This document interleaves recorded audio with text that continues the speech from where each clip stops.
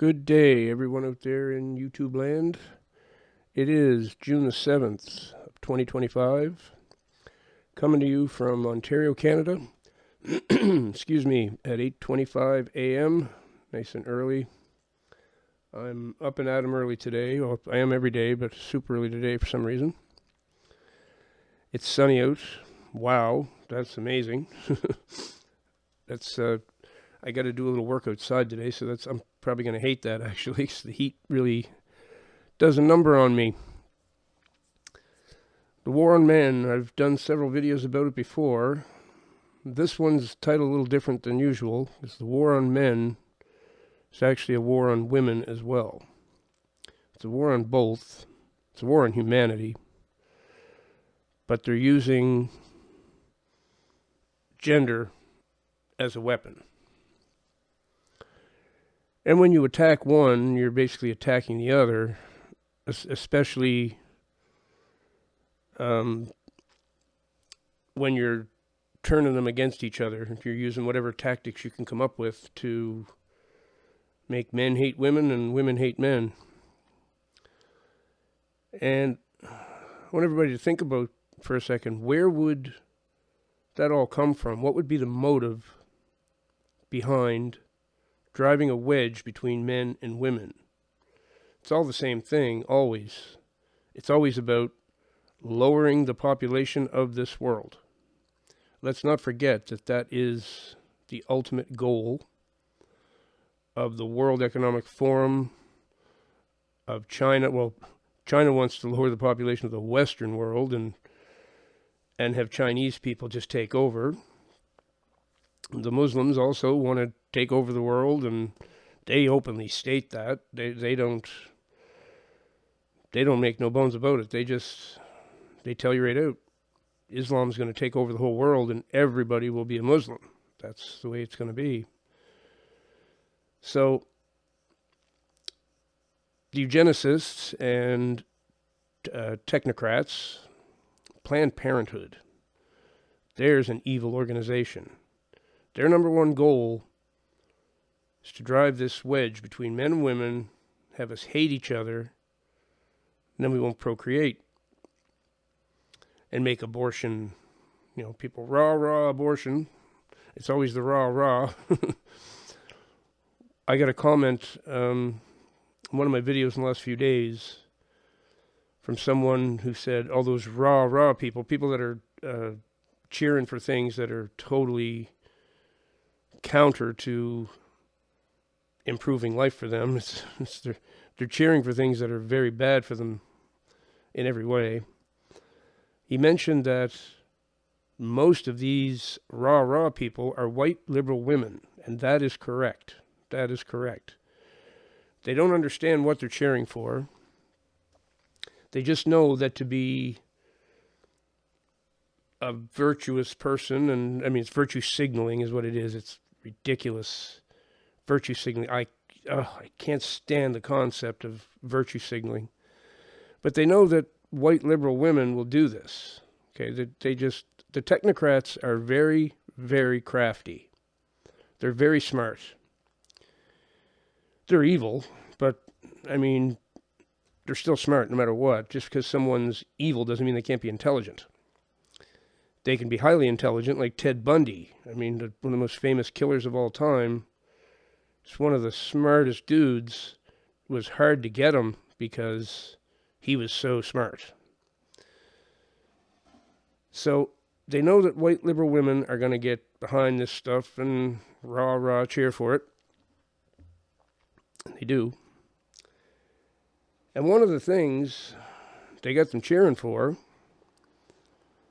is the total smearing of males in particular, of lots of different groups really, but this is about gender, so we'll stick to that. They've made it really popular to just sit around online and post things about how terrible men are. They're horrible. They're misogynists. They only want one thing. It goes on and on. And now what the women are finding out, life without a man is not necessarily so good. And the men have just decided they're not having anything more to do with women in a lot of cases because of the things that are happening. That it's so bad now. If a woman is getting attacked on the street or getting harassed, let's say her and her boyfriend, if she does have a boyfriend, and that boyfriend is doing something nasty to her on the street right in public, and a guy steps in to help, that guy's got to worry that he's going to be the one getting arrested, even though he's trying to help her. You just can't be chivalrous anymore, meaning, the men are supposed to have real strong respect for the women and protect and take care of them and open the door for them, have really polite manners towards them and all that. You got to be even careful doing that now because they can turn on you in a second, just like that. So I was in a bar one day, it's probably 3 years ago now, with my friend, and just standing there, we were watching the band. I've told this story before, but some of you may never have heard it. And there's a woman sitting at the bar alone, and for some reason, she looks over and sees me, and she wants to talk to me. So I went like this, me, and she's like... So as soon as I went closer to her, she goes, "That's close enough. I hate men. Don't come any closer." And she freaked out. She called me over. Okay. But it wasn't safe to go over and actually talk to her. I'm like, "What is your problem?" She said, "Just don't come any closer to me. I hate men. I'm scared of men." I said, "Lady, you just talked to a man and called him over to talk to you. What are you talking about?" And I just had enough of her already and just moved away. It's like, she's going to say I did something to her. No, I didn't want to be anywhere close to her. I kept 15, 20 feet in between us at all times from then on. Unbelievable. So this is the work of the technocrats, folks. This is... I watched Tim Pool yesterday, who had Mel K and Roseanne on for guests. And Mel K schooled them all, man. The first time in a long time I've heard the word technocracy even mentioned. But definitely the first time on Tim Pool's show I heard that mentioned. And everybody just sort of dazed. They don't know what technocracy's all about. Tim Pool's pretty smart, but I don't even think he really had a good handle on a lot of the things she was talking about. Mel K is brilliant. She's absolutely brilliant. She talked about us walking right into technocracy. That's what we're doing. And this gender war is part of it. They want men and women to hate each other.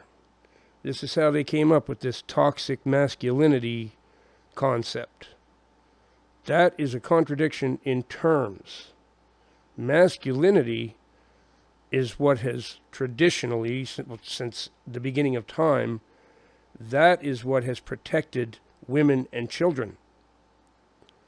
Femininity cannot defend against masculinity, so therefore, males and females need to be together, and the man can protect the woman and the children that he loves from others. Otherwise, she is a sitting duck. She's in need of a man to protect her in this world. That's all there is to it. If someone's breaking in the house in the middle of the night, is the woman going to jump up and run to protect him? No. I mean, there's probably the odd situation where that happens, because some women are masculine, actually. Some women I've met are actually masculine. But in general, that man, he knows, no, it's my job. I better get up and take care of this. But they will have you believe differently. They will have you believe that masculinity is toxic. Can a man be toxic? Of course. He can take his masculine power and abuse it. Can a woman take her femininity and abuse it? Yep. It's the same thing. It's just a different element in there. I mean, it's femininity. She's using her body. She's using her beauty, whatever, to manipulate something, and that's using her feminine power. You know, the male's going to use his masculine power. He's going to use his physical strength and overpower her, and that is toxic. I'm not condoning that. But that's not what masculinity is. If you get a good man with a woman and kids and he loves his family, he's going to use that masculinity to protect them. There's nothing toxic about that. And a lot of them are finding this out now. They decide to live alone. Maybe they have their own house. The shingles are falling off and there's nobody to go up there. They don't want to grab a hammer and get up there and fix the shingles. Of course they don't. That's not traditionally something women enjoy doing. The sewer backs up. Are they going to go out there with a shovel and start digging and find out what the problem is? Nope. They're not into that. You need a man for that. But even though they should know by now they need men for this stuff, they've decided they don't need us. They're fine. This is what they think anyway, until they discover a situation where they really wish they had a man around, which happens to them all the time now. And then we've got that they've gone even further. They've attacked men in another way. Atrazine. It feminizes men. Now, if you're in the Chinese Communist Party, and your goal, which their goal is, to destroy and take over the Western world, then what do you want to do? You want to soften the male population. Soften it up so when you invade, you got a bunch of girly boys that aren't any threat to you at all. They're running around probably asking the women to save them because they're girly boys, because they've been eating soy. And not only soy, but people always call them soy boys and stuff. Okay, yeah, that's a reasonable thing to say because the soy does that. But they put that in almost everything they can put it in now. Atrazine, it's called. And I've watched guys turn into girly boys. I've watched it. I knew one who actually had a doctor who understood it and was doing his best to reverse the effects of all the atrazine that he put in him. And it was through fake meat and stuff, like there's fake bacon and fake sausages and fake hamburgers, and it's full of atrazine. So I call them like girly boy burgers. That's really what they are. Don't eat that stuff. Don't eat that stuff. Do some research and find out what atrazine is in if you're a guy. Do not eat anything that has that in it. It'll turn you into a girly boy. So it's funny, the women hate this toxic masculinity, but you go down the street, which many people have done, and ask them, would you date a liberal man liberal men, they're like girls. They don't want nothing to do with that. Or what do you want? They want more conservative men, actual men, masculine men. I don't know too many women who are attracted to girly boys. I don't think I've ever seen it. Actually, they don't care for that at all. Yet masculinity is toxic. White liberal women have been fooled into rah-rah cheering for things that do not serve them well at all. Even their love of abortion, keep doing that. That's hurting your body, first of all. Really hurting your body. You should never think of that as a method of birth control. It's totally not. It's a method of murder, is what it is. I totally believe that. I mean, I'm a Christian. I can't support abortion. In a situation where the baby's going to end the life of the mother, okay, there's situations I know where there's exceptions. But just, I think I'll go and get pregnant and just end the pregnancy. No. And there's morning after pills and all this stuff. Once conception's happened, you shouldn't be doing that, really, in my opinion. That's not going to serve them, because as Tim Pool has mentioned many times, they're going to be alone when they're older, and they're going to go, wow, all my neighbors, they get grandkids and this and that, and they're going to have nothing. They're going to have nothing. They're going to have crossword puzzles. That's how women end up in that situation. Spinsters, they call them, or old maids. It's going to be a whole bunch of them, because they've been fooled by Planned Parenthood and technocrats into believing men are terrible. Men are really on the defense now. So many men have ended up paying child support, living in their parents' basement, the whole deal. I've been through that stuff, and I know how it goes. I have quite a bit of experience with that, actually, with my friends, too. My friends have gone through it. It's an attack on humanity, but they're doing it through attacking each gender in specific ways, teaching one that the other is bad. They don't necessarily do so much of that with men. They don't have to teach men that women are dangerous for them, though women are proving that themselves. They've got women just fired up, man. White liberal women can be fired up easy because they want a virtue signal, and they all want to get together, and my buddy Grant used to call it the Men Hate Club. They all get together, and they sit around and talk about how miserable and disgusting their men are, and they compete for who's got the worst one. What is the point of being with somebody if that's what you're doing? It's unbelievable. It's like, you hate men that much, yet you're married to one. I don't get it. I don't get it. And that's why they don't stay married. That's why they eventually leave. 10 years seems to be the magic point where marriages end now. They last about 10 years and done. And that's the end of it.